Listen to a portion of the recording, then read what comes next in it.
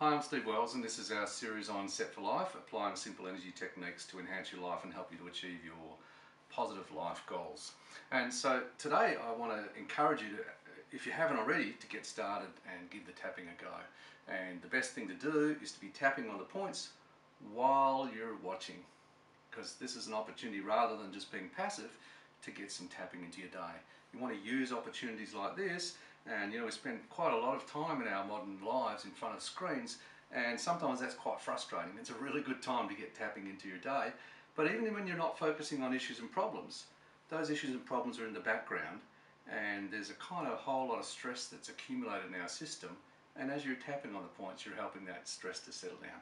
So use the opportunity. Obviously, if you're watching this and you're out in public and you want to be more discreet, you can use the fingertip tapping. You can certainly be doing that with your fingers out of view. I could be standing here tapping, talking to you, and if I'd been doing that from the start, you would have no idea that I was tapping on the points. Some more ways of doing this discreetly.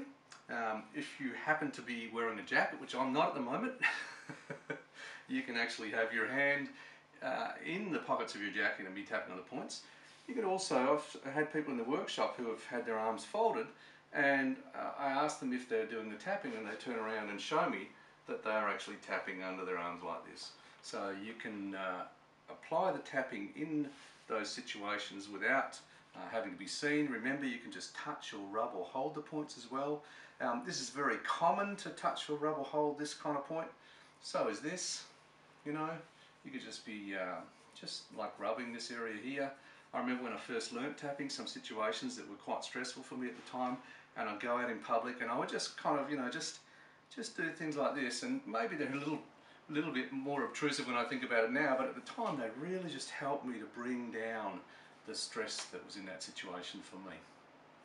Okay, so I also want to answer some questions that people ask about applying the tapping and how you actually can apply it to work on issues and problems in your life. One common question is, how much should I tap? Alright, well, the answer is, in most cases when you're doing direct tapping and you're focusing on an issue, you tap until the problem settles down. You tap until you feel better. Now obviously some problems are not going to settle down in one tapping session, and sometimes you're not going to have enough time in that tapping session to resolve all of the aspects and parts of that problem. This is why, by the way, doing the daily tapping is a great thing. So if you can just get that tapping happening every day, and you're just doing enough of it. Now, how much do we recommend? For most of our clients, Dr. David Lake and I will recommend that initially they do as much as an hour a day of tapping.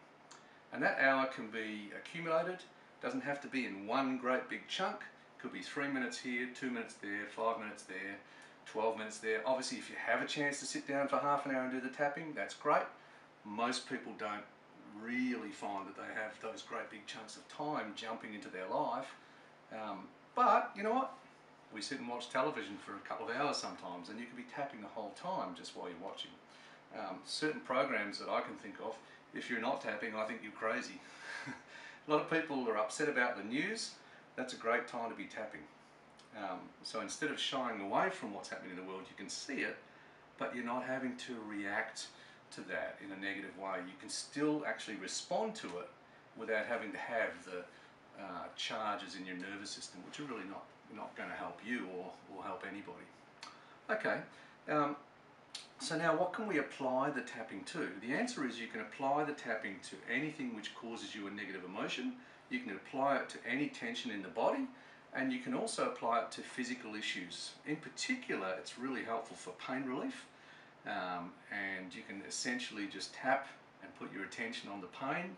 You can also use it to help you with physical symptoms. I don't recommend applying it to any physical symptom unless you have consulted with your physician and you know what you're dealing with. And I also recommend the tapping be used as a complementary process rather than thinking that you're going to use this tapping to cure cancer or whatever. I'm not saying it won't help. What I am saying is that it should be part of the process rather than thinking that it's going to be the entire process. Okay, what about tapping with other people? It's a beautiful thing when you have a partner or a spouse or a child, someone you love, that you do the tapping for them and on them. Really important to make sure that you have permission. And also, if you do know that you definitely do have permission, check out with them how they like the tapping to be. So I've used tapping with all my kids, and each of them at different stages in their life, I would do the tapping with them. Now they do it themselves, or in some cases they choose to do it and sometimes they don't. I'm not forcing it on them. So the key when you're doing it with someone else is not to push it onto them. Do it with permission, and do the tapping on yourself first so that you're not pushing, so that you're actually sure that you are really, they really do want you to do this. Then if you're doing it with them, just check how fast and how hard they want it, because people like it in different intensities.